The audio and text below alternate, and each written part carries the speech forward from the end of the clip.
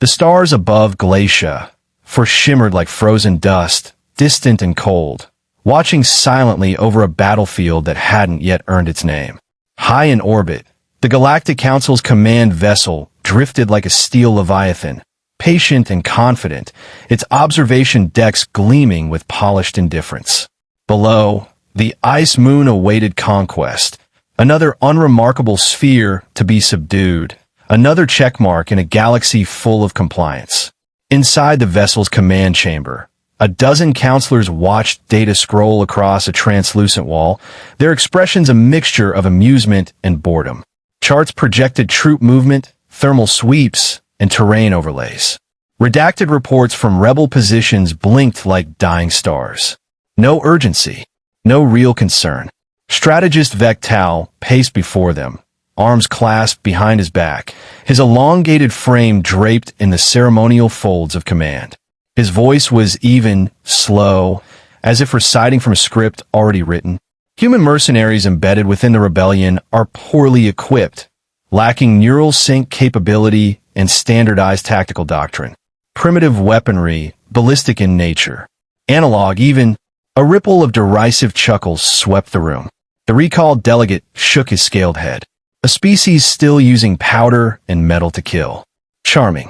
The Council permits them to exist only because they are useful in chaos, Vectal continued. But even chaos requires pruning. A hollow window expanded beside him, revealing the frozen surface below. Jagged cliffs, endless snowfields, a valley carved like a scar into the planet's skin. There, nestled within the rock, pulsed the last human rebel communication hub. The Council had triangulated its position, surrounded it with phased infantry and drones. It would fall within a cycle. Perhaps two. Send in the sweep teams, Vectal ordered. In this embarrassment. But no one saw what the drones did. No one saw what waited in the white. Elias Thorne lay beneath 4 feet of packed snow, his rifle nestled in a bed of thermally inert cloth, the barrel barely poking from the white like a frozen branch. His body was still, encased in silence and patience. He hadn't moved in 3 hours. To the satellites above, he didn't exist. To the heat sensors, he was just part of the landscape. And to the Council troops moving below him in gleaming armor, he was a ghost that hadn't yet opened its eyes. His HUD displayed no comms, no mission updates, just a heartbeat monitor, a wind sensor, and a blinking notification that his ammunition was down to 17 rounds. That was enough. More than enough, if used correctly. Through his scope, he watched a patrol slink between ice spires, their footsteps muffled by the storm. 6 of them, for with standard plasma repeaters. 1 comms operator. 1 officer with a data spike embedded in the back of his head. That was the priority. Elias didn't feel the cold. His blood had long since adapted. He didn't blink. He simply breathed, letting the rhythm of the environment settle into his muscles. The storm swirled across the valley like a blanket of whispers. He waited for the wind to crest, for the angle to shift. Then, without a sound, he exhaled. 1 shot. A whisper of metal. The officer fell like a puppet with its strings cut. The patrol froze. Elias didn't fire again. Not immediately. He let the confusion grow, the dread spread. Let them scan the sky, their sensors searching for the wrong kind of signal. He could read their panic in the way they tightened their formation, turned back to back. Even armored, they felt vulnerable now. Another shift in wind. 2nd shot. The comms operator slumped into the snow, helmet cracked open like a fragile egg. The remaining 4 fired wildly into the storm, plasma bolts searing the ice, melting furrows into the ground. But they weren't shooting at Elias. They were shooting at fear. By the time they stopped, only 2 remained. They tried to run. The 3rd shot wasn't necessary, but Elias took it anyway. He never left work unfinished. The final soldier vanished into the white, screaming through static. Elias watched him disappear, then lowered the rifle. He reached forward and pressed a gloved hand into the snow, erasing the barrel groove. A ritual. A promise. He shifted slightly, muscles stiff from disuse. The armor under his suit flexed in silence, conserving power. He glanced once at the small, tattered photo pinned inside his chest pocket. A girl, maybe 9, smiling, arms wrapped around a border collie, both bathed in earth sunlight. He'd stopped writing her letters after Gravane Station. He packed his rifle and slid deeper into the snowbank, his silhouette dissolving into the terrain. Elsewhere, the panic spread faster than any order.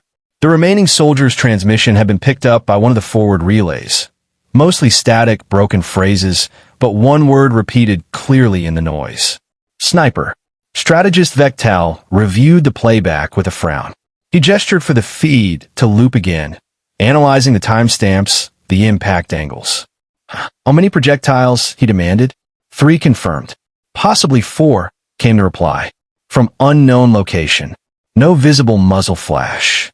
No energy trail. What is the distance? Estimates place it between 1,800 and 2,200 meters. Vectal's frown deepened. That's absurd. Not even enhanced ocular tracking. It's ballistic strategist. Analog weaponry. The room fell quiet. The implication hovered unspoken. Humans weren't supposed to be capable of that kind of precision anymore. Not without targeting assistance. Not in a storm like this. Vectal narrowed his eyes. Send a drone wave 2. Full spectral sweep. Kill anything warm. A pause. And prepare a PSYOPs package. Let's see if we can provoke it to reveal itself. But the drone wave found nothing. No heat. No movement. No hint of human presence. Only 4 frozen bodies in the snow, eyes wide, rifles untouched. From his new position near the ridgeline, Elias watched the drones spiral overhead. He didn't look directly at them. He didn't need to. He'd memorized their paths. He'd watched them descend from orbit 3 hours earlier. His own movement had ended before they began their sweep. He tilted his head slightly, listening to the whir of engines fade into the distance. Then he turned his gaze back to the valley. The next wave would come soon. Larger, heavier, more intelligent. He looked forward to it. The council had mocked human clumsiness. They laughed at recoil, at metals, at the limits of muscle and breath. But out here, in the white silence, surrounded by machines that could see everything and understand nothing, Elias Thorne prepared his next shot. And when it came, they would learn the difference between firepower and aim, between automation and will, between war and vengeance.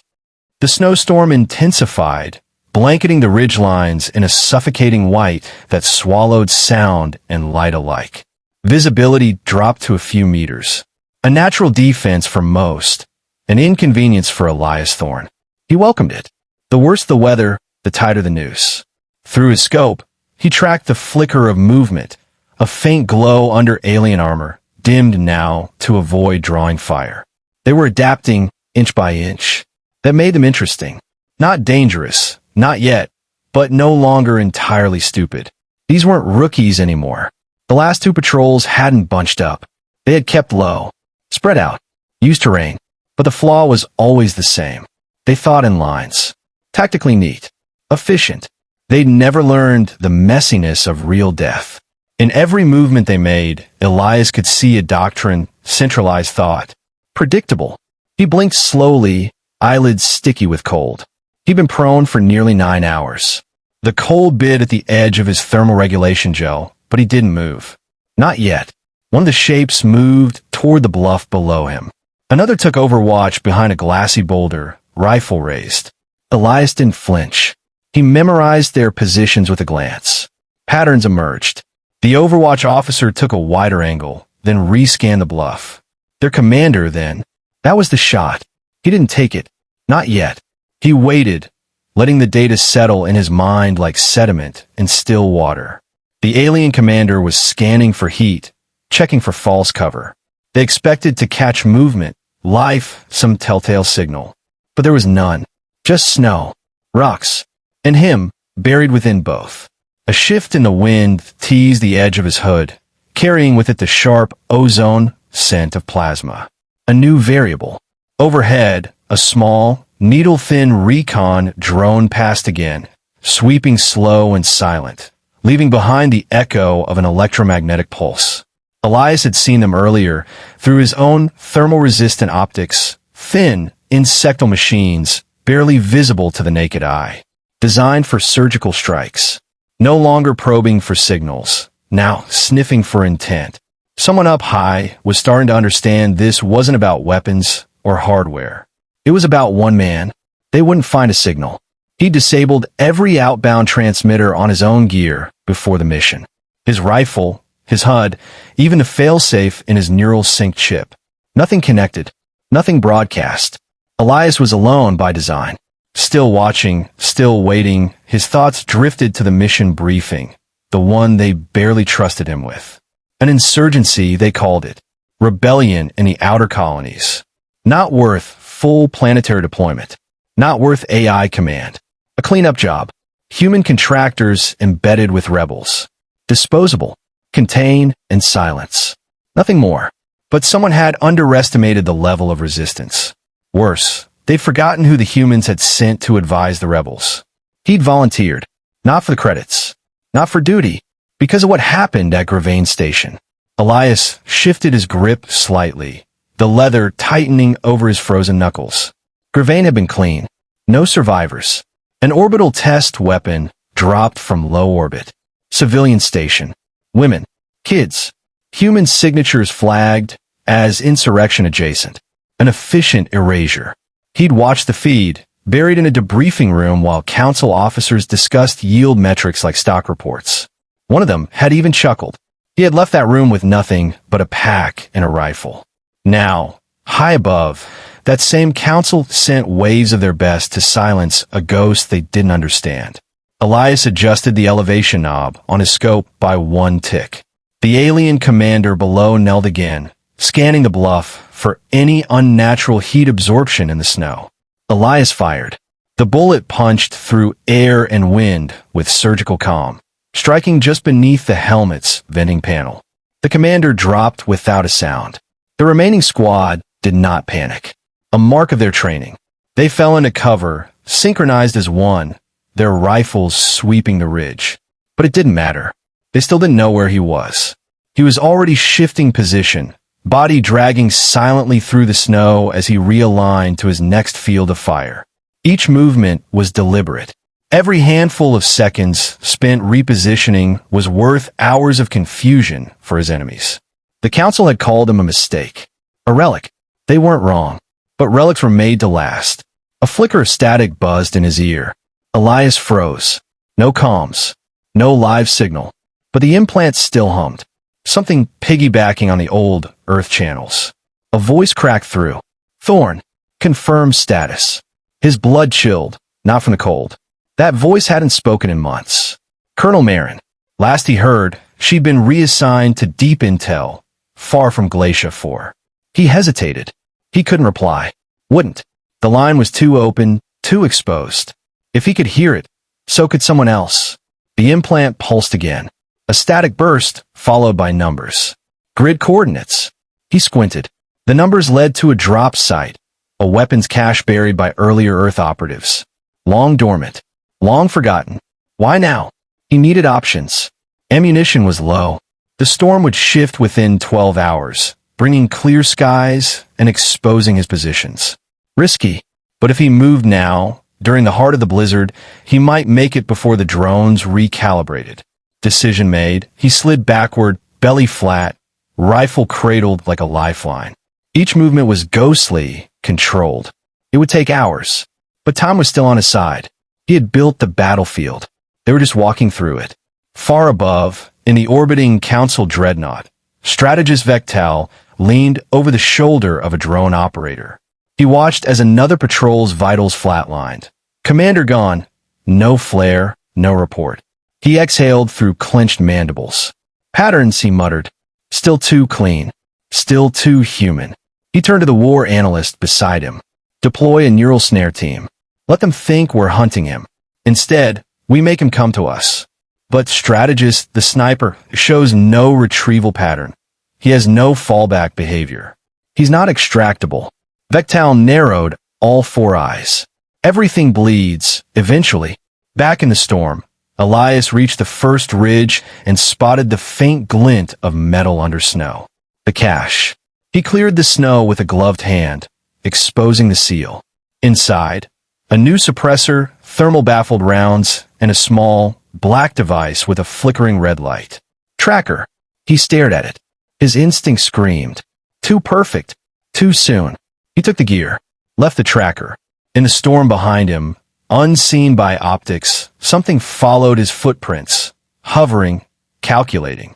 Elias disappeared into the white, unaware he had just accepted an invitation. Not a supply drop. A trap. The storm had eased by dawn.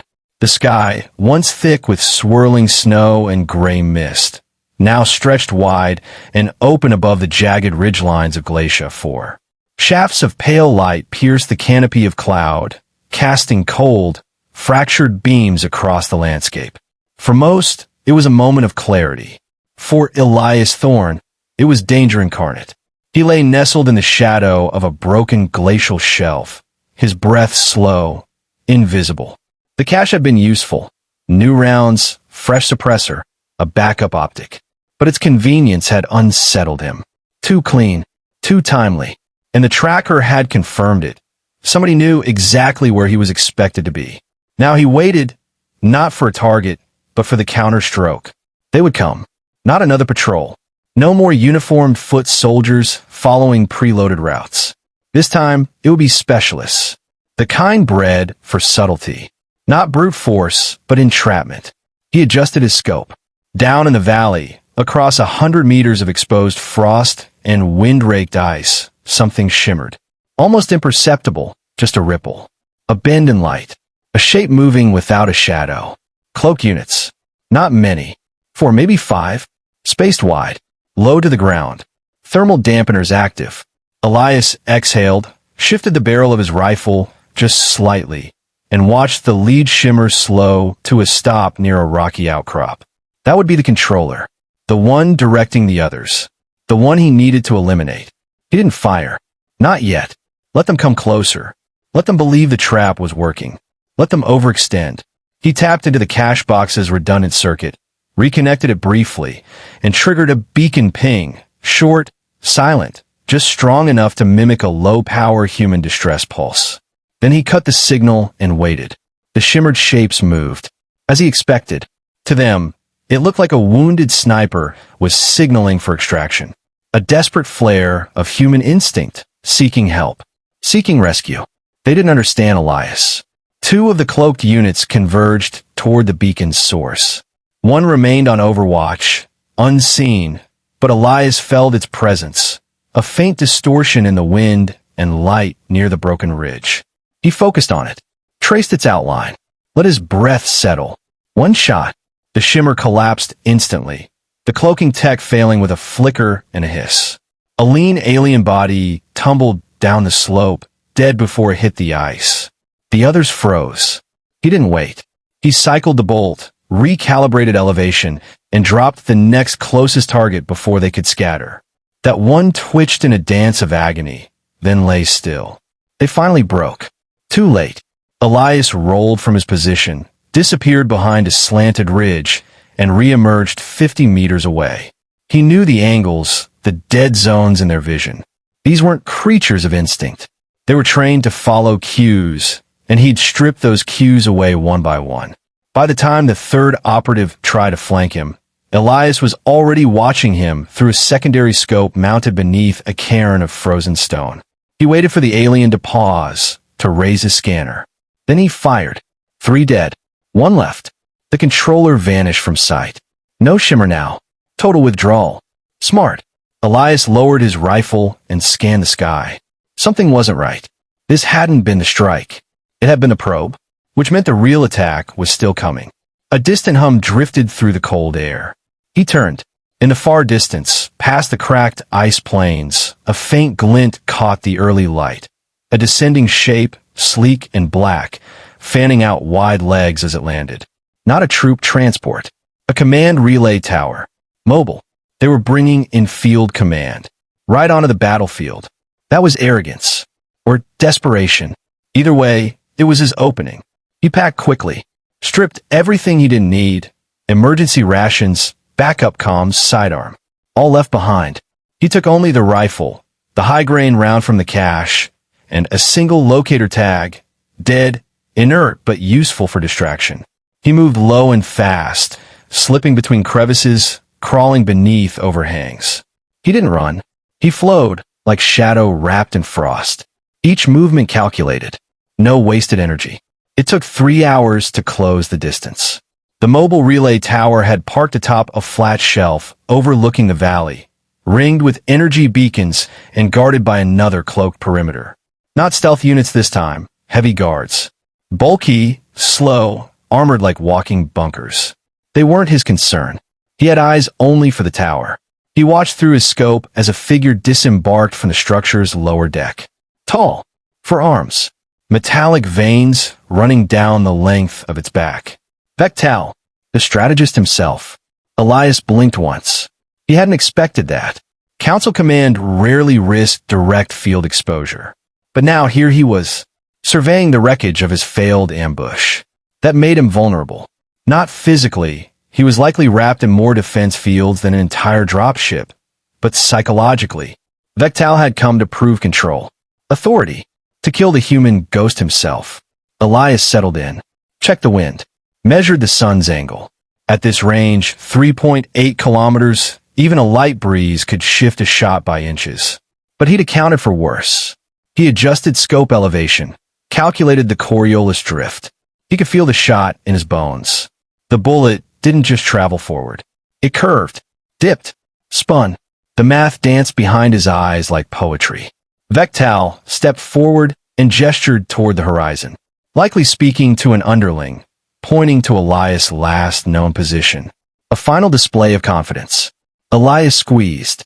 The round left the barrel at supersonic speed, slicing through the thin atmosphere in a perfect spiral. A whisper. A breath. No light. No noise. Then contact. The upper node of Vectal's personal shield shimmered once, flickered, then collapsed. The bullet pierced the exposed seam between his upper shoulders, just above the command implant. He dropped instantly. For 3 full seconds, no one moved. Then all hell broke loose. Guards scattered. Alarm sounded. The relay tower locked down. But the commander was gone. Elias watched it all unfold with a steady heartbeat. He didn't linger. He moved back into the shadows of the cliff face, vanishing into the ice as aerial drones swarmed overhead too late to see anything but footprints vanishing into the storm. Above the chaos, the orbital fleet's command deck was silent. Streams of data poured into Vectal's console, his vitals flatlined. The elite strategist of the Galactic 4 operation dead from a single analog bullet. Across the chamber, whispers spread. Some laughed nervously, but others stared at the blinking red icon labeled human sniper and felt something foreign bloom in their chests. Not fear, respect. And beneath that, dread, because they had just learned what humans already knew. One good shot could end an empire. Snow fell again, not in torrents, not with the fury of the earlier storm, but in soft, silent flurries that coated the ground like a fresh page. The landscape looked untouched, peaceful, even despite the chaos that had unfolded hours before. No wreckage remained. No scorched terrain. The mobile command tower had been retrieved by orbital tether, evacuated in full retreat. But the imprint it left behind was clear. Someone had died here who wasn't supposed to. Elias Thorne crouched beneath the overhang of a wind-carved cliff, his rifle resting across his lap, unmoving. The shot had been clean. Wind adjusted, distance perfect. He had known the moment his finger brushed the trigger pad that it would end as intended. Not because of luck, not because of training, but because the rhythm of the moment had matched the quiet beat he lived by. One man, one bullet, one empire's illusion shattered. They wouldn't send another strategist. Not now. Not after losing Vectal. The council was too risk-averse. Too proud. They would retreat to their long-range positions, bury themselves in data analysis, and try to rationalize what had happened. Try to quantify the unquantifiable. But they wouldn't come back here. Not soon. Maybe not ever. And that meant his job was done. He watched the valley below, now empty, cleared of troops and sensors. No drones circled. No patrols traced the ridgelines. The battlefield had been abandoned, like a failed experiment that scared the scientist. He reached into his jacket and pulled out the locator tag he'd taken from the cache. It was still inactive, its light cold. He placed it carefully on a stone beside him. If someone came, they'd find it. If not, it would rot under the snow. Either way, it no longer mattered. This place didn't need messages anymore. It had a story now. A ghost story. Elias stood slowly, joints creaking beneath the pressure of cold and days without full rest. His back ached. His legs tingled. His breath escaped invisible clouds. But he was whole, and he was alive. He began moving, not in haste, but with purpose. Away from the tower, away from the ridge, into the deeper reaches of Galatia, where the landscape turned jagged and wild. There were still civilians out there, rebel stragglers, locals who hadn't fled, perhaps even a few human allies left behind by the diplomatic betrayal. He didn't know if he'd find them, but he would look. He didn't walk for rescue. He walked to bear witness. Behind him, in the vacuum of space, a new meeting of the Galactic Council commenced. The chamber was quieter this time. The usual posturing, the mocking cadence of species that believe themselves superior, had dulled. The chair that once belonged to strategist Vectal sat unlit, dark as a scar on the council's memory. A projection glowed above the center dais, grainy footage from a drone camera. A single humanoid form, face covered, rifle in hand, seen from a distance as he disappeared into a white void. No energy readings, no comm signals, no fleet backup, just a man. A lone figure in the snow who had undone an entire campaign. The representative from the Recall Confederation broke the silence first. What do we tell our citizens? The representative of the Thal sectors leaned forward, her eyes dim. We tell them nothing. We erase the feed. Classify the incident. If word gets out that a primitive, a human, another corrected. Yes, a human, she continued, brought down one of our lead strategists with kinetic ammunition. We'll see panic across the outposts. Not panic, said another. Admiration. For the Terrans. The word hung in the air like a curse. A vote was called. Should humans be considered a strategic threat class? Not for their fleets, not for their numbers, but for their individuals, specifically their special operations personnel. The motion passed. In that moment, humanity entered a new category. Unpredictable. Not because of superior technology or vast armies, but because of men like Elias. No announcement went out. No treaty was signed. But across Council intelligence agencies, priority alerts were updated. From that day on, any mission involving potential Terran contact required review by a live strategist, not just AI. They'd learned something ancient. Fear of the quiet hunter. Elias made camp beneath a rocky outcropping 2 days later. The cold gnawed at him, but he'd endured worse. He boiled snow over a heat core and sat with his back to the rock, scanning a small paper map he'd marked by hand. He'd circled a region another contractor had once spoken of, rumored safe houses, old resistance lines. Maybe nothing. Maybe ghosts. He didn't care. The mission had never been just about shooting a general. It was about showing them something they hadn't seen in centuries. Consequence. His mind wandered as the fire hissed. He thought of Earth, of forests not like this, of warmth, of people who still believed in things like duty, even when no one thanked them for it. He thought of Gravane Station again, and the silent vacuum of space where its children floated, never to be buried. He thought of the silence that followed every one of his shots. He wasn't a hero. He didn't want to be. Heroes needed crowds, stories, names etched in monuments. He just wanted them to remember the cost of arrogance. Somewhere beyond the horizon, the Council was likely plotting their next move. There would be reports and counters and denials. They would try to reclaim Galatia with new tools. Drones smarter than the last batch. Tactics rewritten. Models revised. But nothing would change the fact that when they came with superiority in mind, they left with fear in their bones. He stirred the fire absently, gazed distant. A quiet sound made him turn. Ice cracking, wind shifting unnaturally. A figure emerged from the snow, small and wrapped in furs. Not a soldier. A child. Human.